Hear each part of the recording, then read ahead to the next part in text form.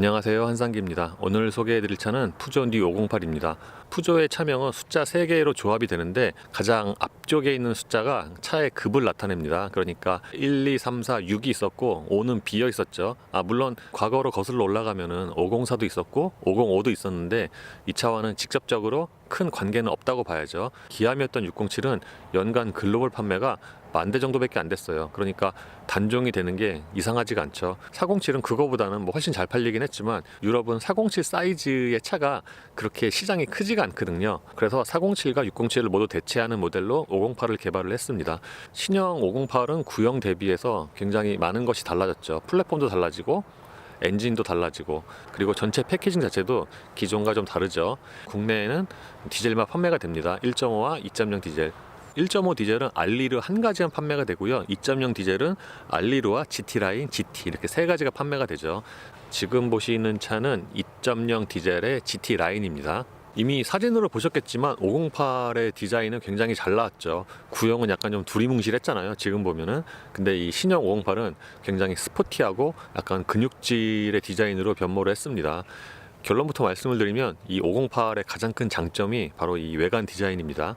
푸조가 대부분 그렇긴 하지만 얼굴의 인상이 강렬하죠. 이 508은 그 중에서도 가장 강렬하지 않나. 그러니까 눈에 확 띄는 디자인이고 사람들의 시선을 모으는 얼굴입니다. 요즘 나오는 신차에 비하면 저 그릴의 면적은 그렇게 크지 않은데 그릴 안쪽의 그 디테일은 다른 푸조처럼 굉장히 예뻐요. 참고로 푸조의 엠블렘이 그릴에 바뀐 거는 508 구형이 처음이고요. 508이라는 차명은 그릴 위에 추가가 됐습니다. 구형은 저기에 508이라고 없었죠. 특징 중에 하나는 저 주간등인데 주간등은 보통 가로로 배치가 되잖아요. 근데 508은 세로로 배치가 돼서 저것 때문에 약간 차가 좁아 보이지 않나, 실제보다. 그런 느낌이 있고요. 주간등일 때는 하얀색이고 방향지시등일 때는 저렇게 약간 좀 노란색을 띱니다.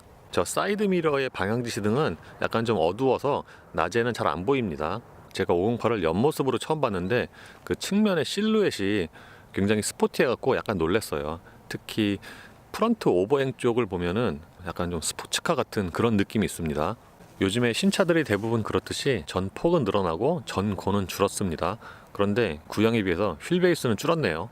이 차는 폭스바겐으로 치면은 파사트보다는 아테온이라고 해야 될 것 같은데 아테온보다는 모든 수치가 조금씩 작습니다. 신형 508은 앞모습과 옆모습 모두 디자인이 크게 달라졌는데 이 뒤의 디자인이 가장 크게 달라진 것 같아요. 왜냐하면은 구형 508은 세단이었죠. 그런데 이 신형 508은 패스트백 디자인으로 리어의 디자인이 바뀌었습니다. 그리고 앞모습보다 뒷모습에 좀 더 공을 많이 들이지 않았나 싶어요. 왜냐하면은 저 트렁크 리드 부분 있잖아요. 저기가 여러 겹으로 접혀 있는데 이런 거 보면은 여러 가지 면에서 이 뒤태의 디자인에 공을 많이 들이지 않았나 싶습니다. 범퍼 하단 쪽에도 디퓨저 디자인이 적용이 됐고요. 참고로 508은 생산지도 프랑스 렌에서 뮬르주로 바뀌었죠. 타이어는 미쉐린의 파일럿 스포츠 4, 사이즈는 235에 45와 18입니다. GT라인에는 18인치가 들어가고요. 아래급인 알리르에는 215에 55와 17, 그리고 GT에는 235에 40와 19인치입니다. 확실히 19인치 휠이 좀 더 멋있긴 해요. 참고로 이 타이어는 트레드웨어가 320이네요. 예, 구형에 비하면은 실내 디자인도 확 달라졌죠. 이 디자인은 최근 다른 푸조차에 쓰이는 것과 그 맥을 같이 하는데 이 508의 실내 디자인이 좀 더 현란한 것 같아요. 특히 저 대시보드 같은 경우에는 2단으로 층이 져 있잖아요. 저 부분이 좀 특이하고 실내를 2열에서 보면은 디자인이 좀 더 현란하게 보이는데 다른 말로 하면은 좀 복잡해 보일 수도 있어요. 대시보드라든가 도어 트림에 쓰인 플라스틱 또는 우레탄의 경우에는 그 시각적으로는 그렇게 딱딱해 보이진 않는데 실제로 만져보면은 좀 딱딱한 편이고요. 반면에 A필러나 천장에 적용된 이 직물은 실제로 만져봐도 촉감이 좀 괜찮은 편입니다. 예, 어쨌든 실내는 매력적인 외관만큼 못하고요. 여기 부분에는 조명도 들어옵니다. 파란색으로. 아쉬운 것 중에 하나가 바로 이 모니터인데 현지에서는 그 상위 모델에 이렇게 와이드 타입이 들어가잖아요. 근데 국내에는 뭐 거의 다 풀옵션인데도 불구하고 와이드 타입이 아니라 이렇게 좀 작은 모니터가 들어가죠. 자세히 보면은 이 판 자체는 그 와이드 타입 그 판이에요. 근데 국내에서는 지금 정확하게 설명을 안 해주고 있는데 내비게이션이나 추가적인 비용의 문제로 이렇게 작은 모니터가 들어가는 걸로 예상을 하고 있는데 참고로 이 모니터는 돌출형인데 이렇게 잡고 흔들어도 거의 유격이 없고 소리도 없어요. 그리고 뒤에서 보면은 이렇게 운전석에 보는 것과는 달리 이 좌측으로 좀 많이 이렇게 치우쳐진 편입니다. 모니터 안의 메뉴나 인터페이스는 기존의 푸조차와 거의 동일하고요. 이 안쪽의 메뉴는 그 수가 그렇게 많지는 않아요. 그리고 지금 이 차가 인증용 차라서 그런지 내비게이션이 없네요. 참고로 몇 가지 사양도 조금 틀립니다. 일반 고객한테 파는 차와는. 여기는 오디오, 여기는 공조장치, 여기 내비게이션, 그리고 이거는 차량 설정인데 이 안에 있는 메뉴도 기존과 동일하죠. 지금은 후방 카메라 화면이고요. 이 화질 자체가 좀 떨어지죠. 다른 푸조차도 같이 쓰고 있는 그런 후방 카메라고요. 여기를 누르면은 자동 모드라든가 이렇게 앵글을 달리해서 확인을 할 수도 있습니다. 모니터 하단에는 자주 사용하는 버튼들을 밖으로 꺼내놨고요. 요 배열 자체는 다른 푸조차와 동일한데 디자인이나 위치는 좀 다르죠. 그리고 이 아래쪽에는 열선 시트와 ISG 온오프 버튼이 모여 있고요. 통풍 시트는 없네요. 기어 레버가 있는 부분은 위치 자체가 좀 높아요. 그래서 다른 차들의 평균보다 운전대와 이 기어 레버의 거리가 좀 가까운 편이고요. 이렇게 위치를 높이다 보니까 이 밑쪽으로 보통 플로팅 타입이라고 하죠. 여기에 추가적인 수납 공간이 있는데 여기는 무선 충전 패드예요. 핸드폰 이렇게 올려놓으면은 충전이 시작이 되는데 3008이나 5008보다 그 무선 충전 속도는 조금 더 빠른 것 같아요. 그리고 이 안쪽에는 USB 단자가 하나 마련이 됩니다. 시동 버튼의 위치는 좋은데 드라이브 모드는 저게 약간 좀 애매한 것 같아요. 운전하면서 조작을 하려면은 그 손목에 기어 레버가 좀 약간 걸리는 그런 감이 있어요. 시동 버튼은 다른 푸조차처럼 이렇게 좀 길게 눌러야 시동이 걸리고 끌 때도 약간은 좀 길게 눌러야 돼요. 이 기어 레버는 다른 푸조차는 물론 그 DS까지 같이 쓰고 있는 디자인이고요. D 상태에서 시동을 끄면은 자동으로 P로 체결이 됩니다. 그러니까 D 모드에서 문을 열면은 그냥 D 모드예요. 굴러갈 수 있어요. 기어 레버 옆에 길쭉한 수납 공간이 있는 거는 꽤 요긴한 것 같아요. 보통 차에 타면은 핸드폰을 놓아야 되잖아요. 어디다 그 놓을 데가 없는 차가 가끔 있는데 여기 딱 핸드폰 놓기 좋은 자리고요. 그리고 이 커버가 좀 특이한 게 보통은 차에 수납 공간이 있으면은 이렇게 누르거나 뭐 밀거나 그렇잖아요. 근데 이거는 이걸 이렇게 밑으로 내려야 돼요. 그리고 이 안에는 12V가 있는데 12V랑 USB 위치를 바꿨으면 더 좋지 않았을까 싶습니다. 수납 공간에 커버를 닫으면은 이 하이그로시가 좀 갑자기 많이 늘어난 것 같은 그런 느낌을 받아요. 엄밀히 보면은 실내에 하이그로시가 그렇게 많이 쓰인 건 아니거든요. 근데 눈에 좀 잘 닿는 부분, 예를 들어서 모니터라든가 이 기어레버 쪽에 하이그로시가 좀 집중적으로 많이 쓰여서 좀 많아 보여요. 컵홀더의 위치도 꽤 좋은 편이고요. 여기에도 이렇게 조명이 들어오죠. 센터 콘솔 박스 커버는 이렇게 양쪽으로 열리는 방식이고요. 그 용량은 그렇게 크지는 않습니다. 운전대도 푸조차에서 많이 보던 디자인이죠. 기존의 다른 푸조차에 쓰이는 것과 뭐 거의 같은 디자인이라고 보이는데 어쨌든 푸조는 차 크기에 상관없이 이 운전대 사이즈를 좀 작게 쓰는 편이잖아요. 거기다가 이렇게 D컷, 위아래로 깎인, 보통 D컷이면은 하단이 깎인 건 많지만 이렇게 위아래로 깎인 운전대를 쓰는 브랜드가 그렇게 많지는 않은데 이 림의 굵기는 좀 두꺼운 편이고 여기 엄지손가락이 닿는 부분 있잖아요. 여기가 약간 볼록하게 튀어나와 있어갖고 그립 자체는 괜찮아요. 그리고 이 펀칭이 깊진 않은데 뭐 없는 것보다는 훨씬 낫죠. 최근에 다른 푸조차처럼 이 패들 시프트의 조작감이라고 하죠. 그 소리라든가 재질도 많이 개선이 됐습니다. 푸조의 계기판은 위치 자체가 높죠. 그래서 헤드업 디스플레이만큼은 아니지만 약간 그와 비슷한 그런 효과를 볼 수가 있고요.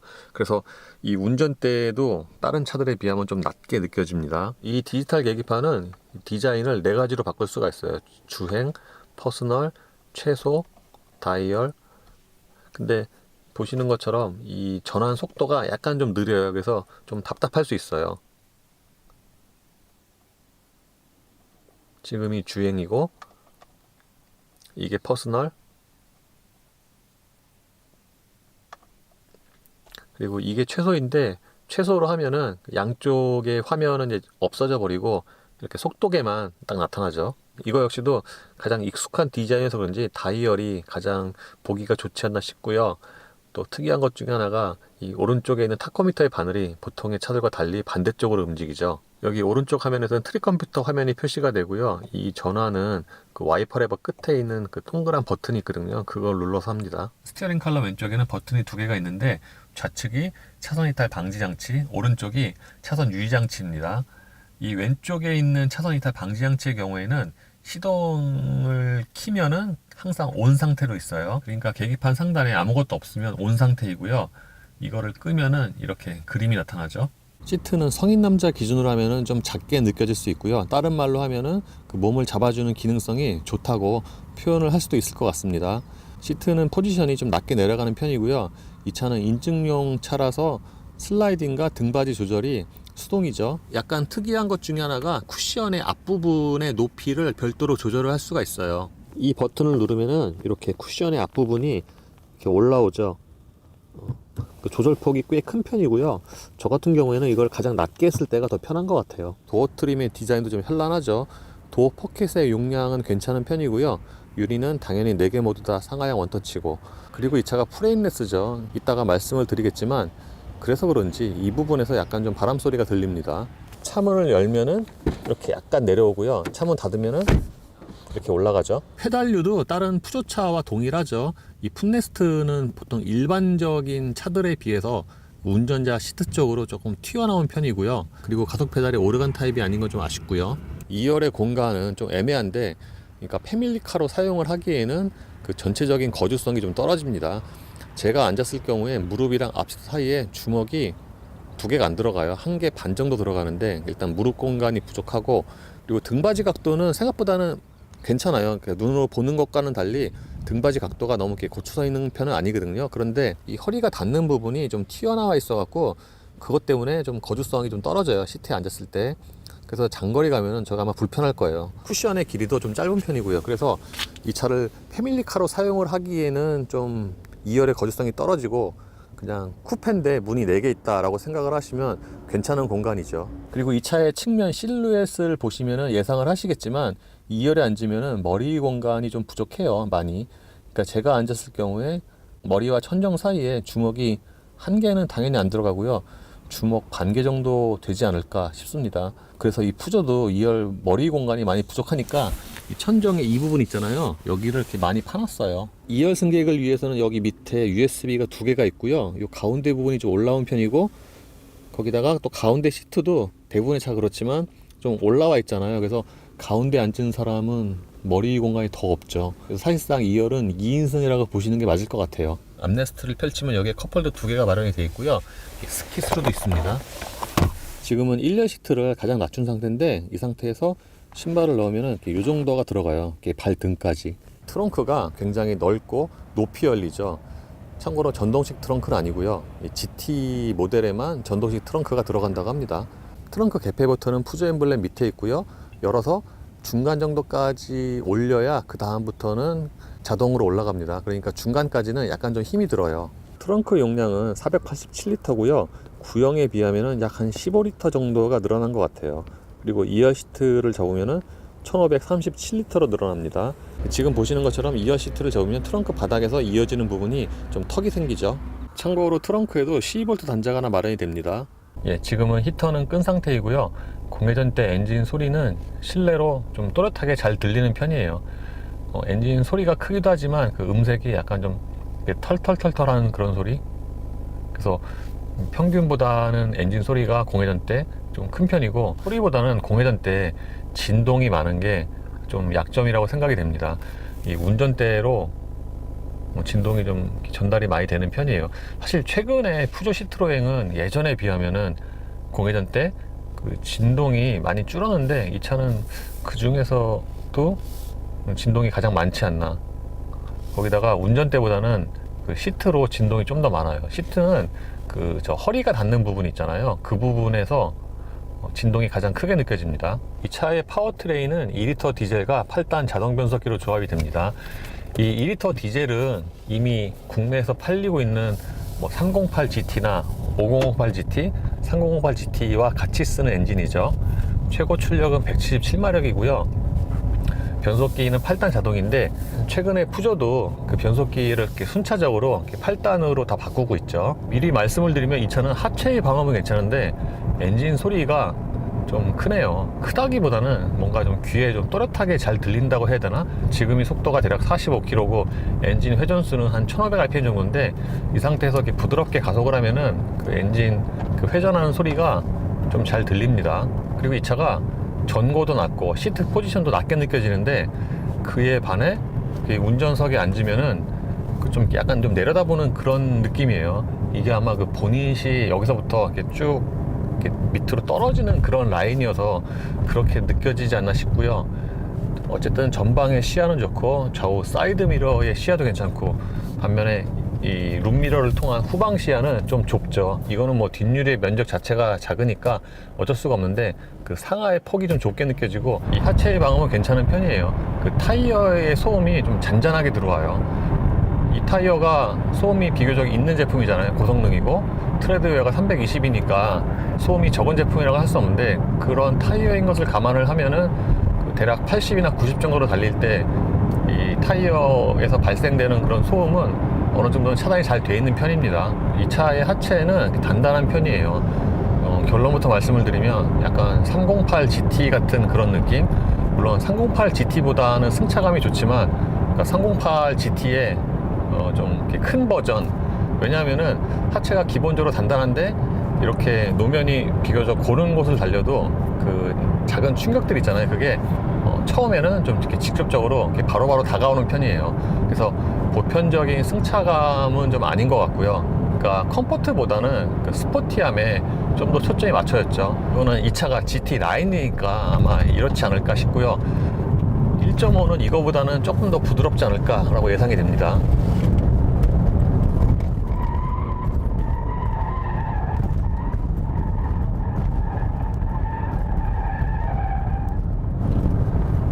회전할 때의 느낌은 한마디로 표현을 하면은 생긴 대로 민첩하다고 해야 될까? 이 차가 겉에서 보기에 되게 민첩해 보이잖아요. 실제로 코너에서도 되게 민첩해요.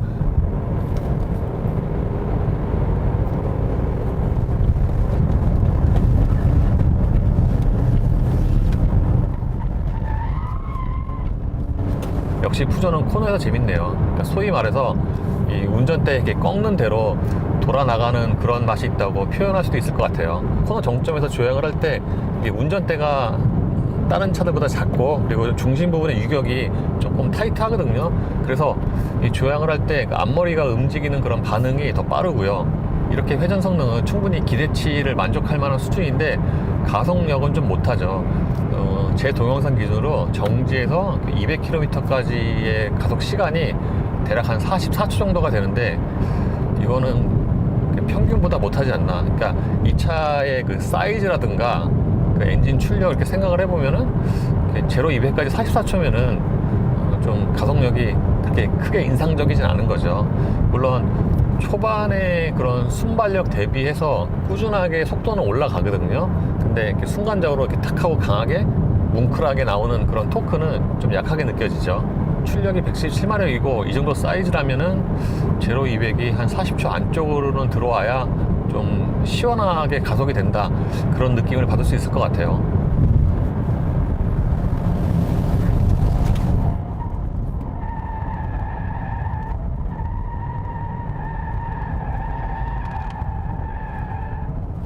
확실히 푸조가 서스펜션이 좋아서 회전 성능이 좋은 건 맞지만, 지금 돌아 나갈 때 보면은 이 타이어의 그립이 좋은 게 한몫을 하는 것 같아요.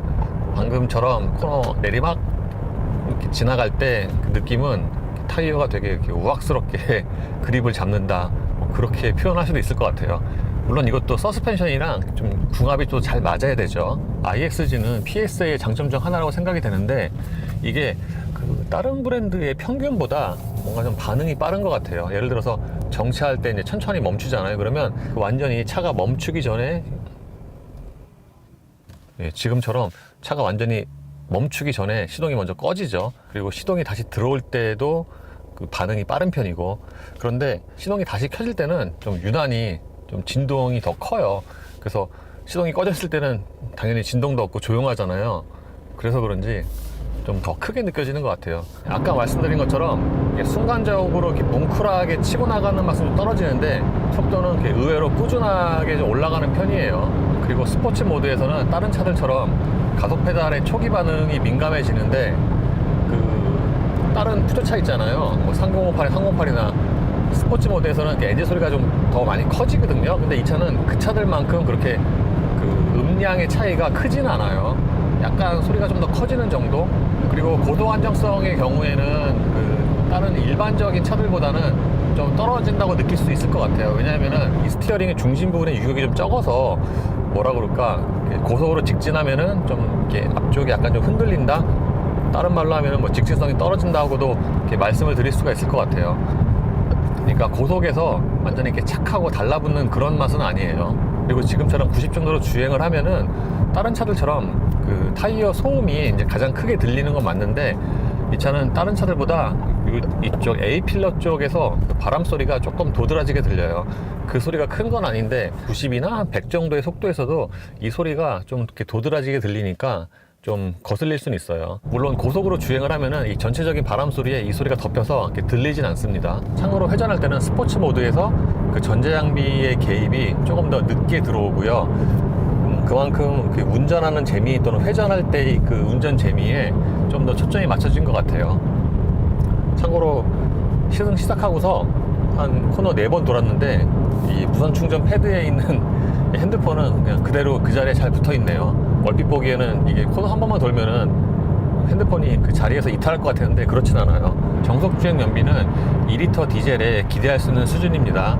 시속 90km로 정속 주행을 하면은 순간 연비가 대략 리터당 22에서 23 정도, 그리고 시속 110으로 정속 주행하면은 대략 한 16, 17 정도가 나오는데, 확실히 1.6 디젤보다는 못하지만 그 같은 엔진의 SUV들보다는 조금 더 좋지 않을까 싶어요. 동일한 조건에서. 아까 스티어링 왼쪽에 있는 버튼 2개 설명드릴 때 좌측에 있는 게 차로 이탈 방지라고 그랬는데, 그거는 말 그대로 깜빡이를 켜지 않고 이 바퀴가 이 차선에 닿으면은 이게 반대로 돌려주는 기능이에요. 그러니까 차로 이탈을 방지해 주는 거죠, 말 그대로.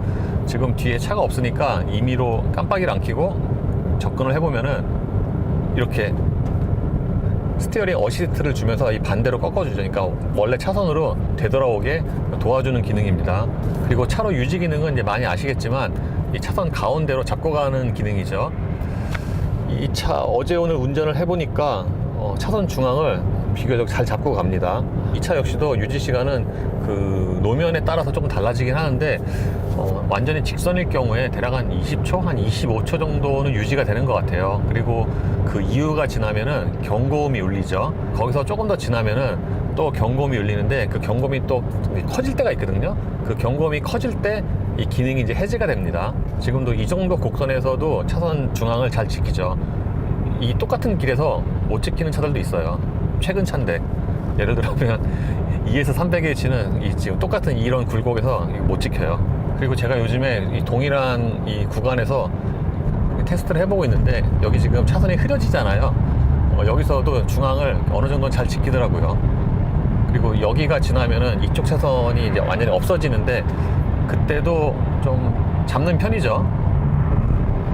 이쪽 지금 차선이 없어지잖아요. 이때도 차선 가운데를 웬만큼 지키는 편인데, 이게 어제도 그렇고 오늘도 그렇고 한쪽 차선이 없어지는 경우에는 이 오른쪽으로 좀 쏠리긴 하네요.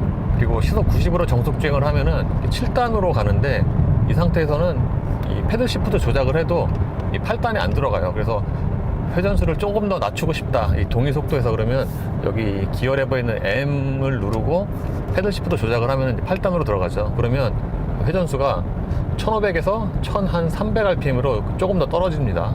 이번에 푸저 듀 508을 시승을 하니까 예상보다는 이 성격이 약간 좀 달라요. 그러니까 뭔가 범용의 패밀리 세단이라기보다는 좀 니치 모델 같은 그런 성격이에요. 그래서 폭스바겐과 이제 비교를 한다면은 파사트가 아니라 아테온과 비교를 해야 더 직접적으로 맞는 것 같아요. 폭스바겐이야 회사가 크고 여유가 있어서 그런지 파사트도 만들고 그 위에 사도 쿠페라는 아테온도 만들고 그랬는데, 이 푸조 같은 경우에는 파사트보다는 그 아테온 쪽을 택했어요. 이 508을 개발을 할 때. 그래서 이 차를 패밀리카로 생각을 하시면은 부족하게 느낄 가능성이 높습니다. 왜냐하면은 2열 공간이 패밀리카로 사용하기에는 좀 좁거든요. 거주성도 떨어지고. 그러니까 멋진 스타일링을 얻은 대신 2열 공간을 희생을 한 거죠. 그래서 이 차는 온 가족이 편하게 탈 수 있는 패밀리카보다는 쿠페인데 문이 4개 있다 라고 생각을 하시는 게 조금 더 편할 것 같고요.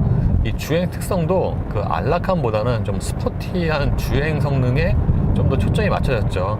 이렇게 천천히 달릴 때도 그 하체의 느낌 때문에 그런지 뭔가 감각이 스포티해요. 이렇게 정속 주행할 때도. 그래서 제가 아까 308 GT와 좀 비슷하다라고 서두에 말씀을 드린 거고요. 아마 1.5는 이거보다 조금 더 부드럽지 않을까. 그러니까 승차감이 보편적인 승차감은 아니에요. 패밀리카로 쓸 수 있는. 처음에 말씀드린 것처럼 이 차의 가장 큰 장점은 외관 디자인이죠. 외관 디자인이 참 잘 나왔어요. 실제로 이 차를 제가 어제 오늘 타고 다니니까 사람들이 굉장히 많이 쳐다보네요. 그 정도로 사람들의 시선을 모으는 그런 디자인이라고 할 것 같아요. 반면에 실내 디자인은 외관만큼은 못하고요. 특히 모니터가 여전히 아쉽죠. 모니터 같은 경우에는 크기도 작지만 이렇게 화질도 그렇게 썩 좋은 편이 아니라서, 제가 여러 번 말씀드린 것처럼 모니터의 화질이 좋으면은 그 실내 분위기도 좀 달라지거든요. 그러니까 그런 면에서 보면은 여러모로 모니터가 좀 아쉬운 거죠. 그리고 308 GT처럼 이 차도 가속력이 그렇게 인상적이지가 않은데, 이 차 어제 오늘 타보고 또는 외관 디자인을 보면은 이 차는 디젤보다는 가솔린이 더 맞는 그런 비주얼이 아닌가라고 생각이 됩니다. 물론 가솔린이 들어올 가능성은 없고요. 가장 큰 단점은 역시 진동 같아요. 운전대보다는 시트로 진동이 더 많고요.